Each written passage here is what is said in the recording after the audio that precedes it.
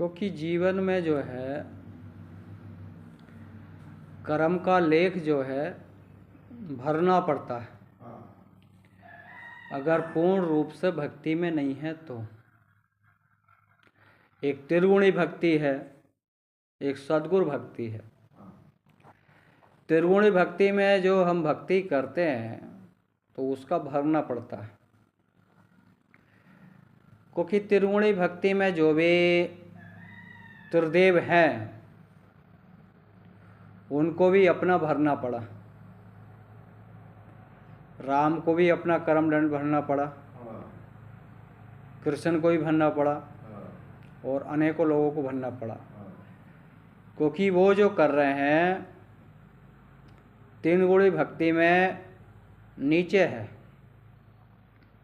और सतोगुण भक्ति ऊपर है। क्योंकि जो अपनी मनमुखी भक्ति करे त्रिगुणी भक्ति, कुछ लोग खान पीन शुद्ध कर लेते, कुछ नहीं कर पाते। तो भक्ति तो करते हैं, लेकिन जहाँ तक उस जिसको अधिकार है वहाँ तक ही उसको भेज सकता है। अब किसी को यहाँ से दिल्ली जाना है, दिल्ली जाना तो यहाँ से पहले आपको प्रकाशा जाना पड़ेगा, प्रकाशा बस पकड़ना पड़ेगा नंदुबार से, नंदुबार से फिर दूसरी चीज़ पकड़ेंगे। तो हर चीज़ की एक सीमा है। ऐसे ही अगर जो गुरु भक्ति के सद्गुरु भक्ति से करता है, जिसको सद्गुरु कहते हैं भक्ति सतोगुणानी, भक्ति जो है सतोगुण से आएगी, तमोगुण से रजोगुण से नहीं। जब हमारे सभी चीज़ सत्य में प्रवेश करने लगेंगी, रहनी गहनी खानी पीनी सब सत्य में हो जाएगा। जैसे कि हमारा खान पीन शुद्ध है, रहनी गहनी शुद्ध है और हम भक्ति हमारी शुद्ध है। किसी देवी देवता के नाम पर हम बलि कुर्बानी नहीं करते हैं तो शुद्ध है नहीं है। वो देवी देवता के नाम पर बलि कुर्बानी कर रहे हैं तो बंधन में हम जा रहे नहीं जा रहे हैं। हमने किसी के जीवन को नष्ट किया तो बदला लेगा नहीं लेगा, है ना। अगर हम बुरे कर्म किए हैं उसके बाद फिर हम सद्गुरु भक्ति में आ गए, गुरु की शरण में आ गए, उसके बाद उन बुरे कर्मों का परित्याग कर दिया, उसके बाद कोई बुरे कर्म नहीं किए, तो धीरे धीरे सद्गुरु की पूर्ण भक्ति में आ जाते, तो धीरे धीरे वो पाप कट जाते हैं। जैसे कि सदन कसाई के कटे। सदन कसाई भी एक कसाई था और अपने जीवन में बहुत सारे जीव हत्या की, लेकिन सद्गुरु की शरण में आया तो सद्गुरु ने कहा भी जीव हत्या तुझे छोड़ने पड़ेगी, बुरे कर्म छोड़ने पड़ेंगे, जब ही तुझे मोक्ष की प्राप्ति होगी या जो भी अपने अपने अनुसार आवागमन से मुक्त होएगा। तो सदन कसाई ने उस समय के बाद फिर बुरे कर्मों को त्याग कर दिया था और वो जीव हत्या भी छोड़ दी, बकरे काट कर बेचता था। फिर वो अपना मानवता जीवन व्यतीत करने लगा। तो ऐसे करने से हमारे पाप खत्म हो जाएंगे और हम भक्ति भी करतेंगे पाप भी करते रहेंगे तो फिर कैसे खत्म होंगे। दोनों काम कर रहे हैं तो खत्म कैसे होंगे। तो उसको खत्म करने के लिए हमको अपने आप को ही खत्म करना है।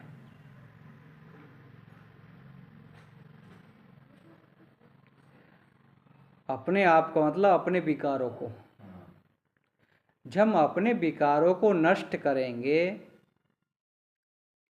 जब ही तो उसमें ज्ञान का फूल उगेगा, भक्ति का फूल उगेगा, सेवा का फूल उगेगा, मोक्ष का फल उगेगा।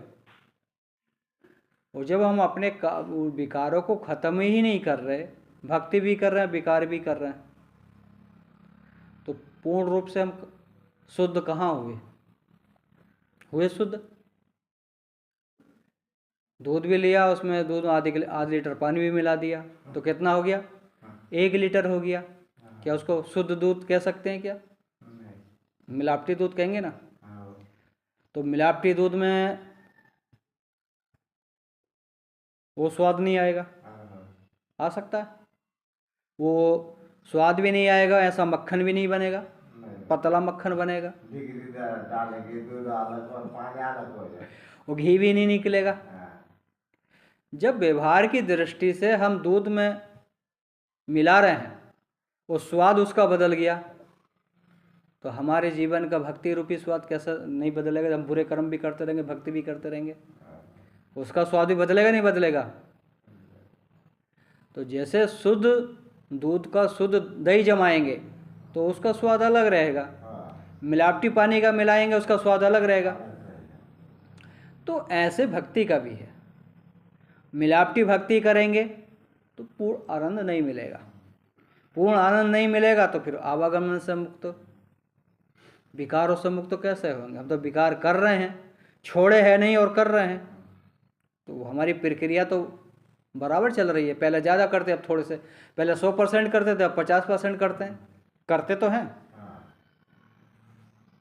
अब 50% आपकी भक्ति है, 50% आपका पाप है, तो दोनों बराबर है ना। किधर पल्ला झुकेगा? किधर नहीं झुकेगा, बराबर है। तो उसी से अपने जीवन को पापों से परित्याग करना है। पापों से परित्याग करेंगे जब ही सद्गुरु की कृपा होगी, जब ही हम उस जिसकी खोज में निकले मैं कौन हूँ, जब उसको जान पाएंगे। मैं कौन हूँ, मैं किस लिए आया हूँ संसार में, जब ही उस चीज़ को आदमी व्यक्ति जान पाएगा। कोई हमें बांध के नहीं बैठा है, हम खुद बंधे बैठे हैं अपनी अच्छाइयों से, अपनी बुराइयों से। और सद्गुरु कहते हैं ना अच्छाइयों से बंधना है ना बुराइयों से बंधना है, दोनों से मुक्त रहना है, उसी को मुक्ति कहते हैं। अच्छा से भी नहीं बनना। मान लो कोई अच्छा काम कर दिया तो गांव में जाके बोल रहा हमने तो ये अच्छा काम किया, तो हम बंध गए वहाँ, उससे भी मुक्त रहना, दोनों से मुक्त रहेंगे, उसी का नाम मोक्ष है। और दोनों से मुक्त होने के लिए जो तज धन बाज धन और रतन सब खान है, जब मिले संतोष धन शब्द धूल समान, जब ऐसी परिभाषा आएगी तो हम मुक्त हो सकते हैं। वो ऐसी परिभाषा जब ही आती है जब हमारे हृदय में वैराग होता है, त्याग होता है। वैराग नहीं है, त्याग नहीं है, विवेक नहीं है, तो कैसे मुक्त हो पाएंगे? कहीं मंदिर में जाकर बंध सकते हैं, तीर्थ धाम में जाकर बंध सकते हैं, धर्म में जाकर बंध सकते हैं। तो हमको सभी को देखना है, लेकिन विवेक की दृष्टि से देखना है, ज्ञान की दृष्टि से देखना है कि हम इस संसार में आए हैं और हमसे पहले कितने राजा महाराजा आए और चले गए। अपना वैराग उत्पन्न करना है। वैराग उत्पन्न हो जाएगा तो सब चीज संसार में जिएंगे, खाएंगे, पिएंगे, रहेंगे, लेकिन मोह नहीं होगा। मोह का नाम ही बंधन है, मोह का नाम ही बंधन है। जहां भी व्यक्ति को मोह हो गया वो बंध गया। इसलिए अपने आवागमन से मुक्त होने के लिए मोह को तोड़ना है।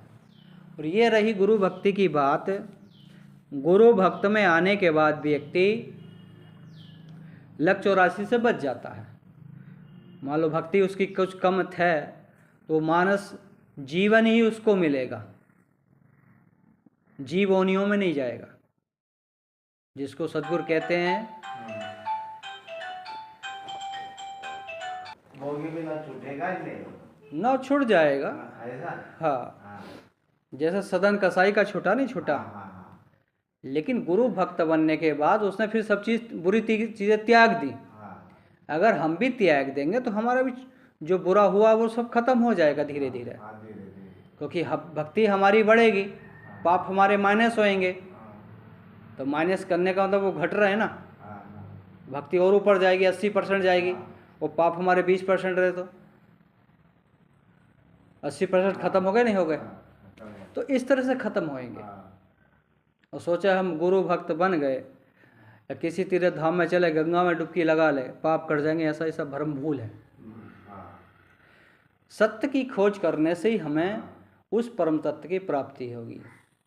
क्योंकि राम ने भी बाली को छिपके मारा था, हाँ हाँ तो राम को भी भरना पड़ा। तो द्वापर युग में बहेलिया ने तीर मारा द्वारका में जाके, हाँ हाँ तो राम ने कहा कि तेरा मेरा बदला पूरा हो गया। हाँ हाँ तो ऐसा होता है, लेकिन पूर्ण सतगुरु की शरण में आ जाते हैं तो सब खत्म हो जाता है। जैसे कि डाको अंगुली माल का हुआ, हाँ हाँ गौतम बुद्ध की शरण में आए, उसके बाद उनको बोध प्राप्त हुआ। डाकू रत्नाकर की को हुआ, वाल्मीकि ऋषि बन गए। तो जो पूर्ण रूप से आ गया तो वो खत्म हो जाएगा। मान लो कोई व्यक्ति आपके गांव में चोर है, एक उदाहरण दे रहे हैं, उसने गांव के अंदर धीरे धीरे सभी की चोरी की है, वो सभी उसको चोर मानते हैं, है ना, आस पास में उसका नाम है। लेकिन उसने फिर संकल्प ले कि आज से मैं चोरी नहीं करूँगा। उसके बाद चोरी करना धीरे धीरे बंद कर दिया उसने। 10 साल 20 साल बाद फिर उसको कोई चोर नहीं कहेगा, ये पहले करता था लेकिन अब आज नहीं करता। तो धीरे धीरे खत्म हो गया ना उसका चोर का जो लेवल था। तो ऐसे ही हमारे कर्मों का भी जब सत्य की तरफ जाएंगे तो लेवल खत्म हो जाएगा, और नहीं जाएंगे तो नहीं होगा, क्योंकि कर्मों का जाल है, भोगना पड़ता है। लेकिन सतगुरु की शरण में आते हैं तो खत्म भी हो जाता है। जब तक सतगुरु की शरण मतलब है सत्य की शरण। कोई व्यक्ति सोच ले गुरु की शरण ले लेंगे पाप छूट जाएगा, यह अज्ञानता है। सतगुरु की शरण का मतलब सत्य की शरण लेना, सत्य को जानना। सत्य तो सतगुरु है, ये शरीर है, शरीर तो एक दिन छूट जाएगा।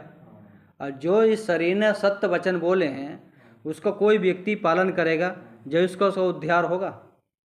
कबीर साहब ने जो भी वाणी बोली हैं, सतगुरु कबीर साहब की वाणी के माध्यम से हम चलेंगे, ये तो सतगुरु कबीर साहब की एनर्जी हमको मिलेगी। खाली कबीर साहब को सुनते रहेंगे, पढ़ते रहेंगे, उनकी बातों पर विचार नहीं करेंगे, चिंतन नहीं करेंगे, उन बातों पर नहीं चलेंगे, तो कैसे वो रहस्य हमको मिलेगा? मिल सकता है क्या? तो इसलिए अपने जीवन में सतगुरु कबीर साहब कर्म की बात करते हैं, कर्ता बनो। तो उसी को अगर हम कर्ता बनेंगे, कर्म को जानेंगे, जानने के बाद अच्छी दिशा में जाएंगे, तो फिर सब हमारा रास्ता अच्छा बनता चला जाएगा। और नहीं जाने के काले कहते रहेंगे, सुनते रहेंगे, गाते रहेंगे, तो जीवन सफलता की ओर कुछ दूर तक जाएगा, लेकिन पूर्ण रूप से नहीं जा सकता। पूर्ण रूप से जाने के लिए पूरी 100% हमको अपने आप को शुद्ध करना पड़ेगा। वो तो जन्म जन्म की बात है साहब, या ये जन्म में जितना हो गया और दूसरा जन्म मिलेगा तभी होगा। नहीं नहीं, ऐसा नहीं। जो अपना अध्यास है तो निकलेगा ना, वो तो ठीक है जन्मों जन्मों तक। हाँ तो वही रहा। लेकिन आदमी के अंदर लगन है कि मैं इसी जन्म में अपने आप को पाना चाहता हूँ, पा सकता है। अभी तो पा सकते हैं, पर लेकिन जो अभी बनाकर जाएगा तो वो अभ्यास तो निकलेगा ना, तभी तो आप पारक सिद्धांत में आएंगे, नहीं आ सकते। पारक सिद्धांत विषय अलग है। एक मिनट, मैं ऐसा बोल सकता है हे बोल। कहते जैसी आशा वैसी वासा, मन का यही तमाशा। जब आपका शरीर छूटेगा, आपका मोह किस चीज में है, आपने कैसी आशा की है, तो उसी के अनुसार उसका प्रारब्ध बनेगा, फिर शरीर बनेगा। उसको जानना है। हाँ, वो बोलते वो बात कर रहे पर है उसको चाल तभी तो आया तो। चाह जब वहाँ अपनी चाह को छोड़ दे, इसको चाह के कभी ने कहा चाह गई चिंता गई मनवा विपरवाह, जिसको कुछ न चाहिए सो संसा। चाह चिंता सब छोड़ देंगे, जिसको कुछ ना चाहिए, ना उसे सुख से मतलब, दुख से मतलब, ना जन्म से मतलब, न मृत्यु से मतलब, निर्मोही हो गया वो, तो वो किस बंधन में बंधा ही नहीं, तो क्यों बंधा जाएगा दूसरी योनियों में? वो तो अभी तो बनता जाएगा, इसलिए ये आगे तो चला जाएगा। हाँ? बहुत डाकू अंगुलीमाल कौन था? साहब जी तुम बोल रहे जो अपना कर्म बनाया है वो दबेगा, समय देकर तो निकलेगा ना, वो खत्म नहीं होगा। दबाना नहीं है उसको, कट जाएगा वो। जैसे डाकू अंगुलीमाल का कटा, सदन कसाई का कटा, मीराबाई का कटा, डाकू रत्नाकर का कटा। अभी यहाँ का साहब बोलते भोगी बिना सुखे नहीं किया जो कर्म वो साथी पर है, चल वर्तमान सुधार ले हम सुधारोगे तभी तो अगला बनेगा। अब वर्तमान हम सुधार नहीं रहे, अगले की कह रहे कि हमें मोक्ष मिल जाएगा, तो कैसा मिलेगा? वो बात नहीं, मोक्ष की बहुत दूर बात है। हे। वही बता रहा हूँ मैं, जो आप अपना किया हुआ हो वो दबेगा ना, इस समय पर बराबर निकलेगा। उसको दबाना नहीं है, खत्म करना है। अभी तुम बोले वो तो दब जाएगा वो नहीं, साहब ने क्या बोला, उसको दबाना नहीं है, सत्य की खोज करो, सत्य पे चलो, तो फिर उसका उस व्यक्ति को भोगना पड़ेगा। दो व्यक्ति हैं संसार में, एक ज्ञानी एक अज्ञानी है। अज्ञानी व्यक्ति को जब बीमारी लगती है, जब अज्ञानी व्यक्ति को दुख होता है, तो वो क्या सोचता है कि मेरे पड़ोसी ने मुझ पर जानू टोना करा दिया, इसलिए मैं बीमार हूँ, है ना? अज्ञानी व्यक्ति की सोच ये रहती है। और जो ज्ञानी व्यक्ति होता है वो कहता है मैंने किसी के साथ बुरा किया हुआ, इसलिए मेरे साथ बुरा हुआ। तो उसने अपनी समझदारी से उस चीज़ को पहचाना, अपने आप पाप को वो पहचान लिया, तो वो ख़त्म होएगा नहीं होगा, वो सत्य के मार्ग पर चल रहा था। तो ऐसे ख़त्म होता है। ज्ञानी काटे ज्ञान से, मूर्ख काटे रोए।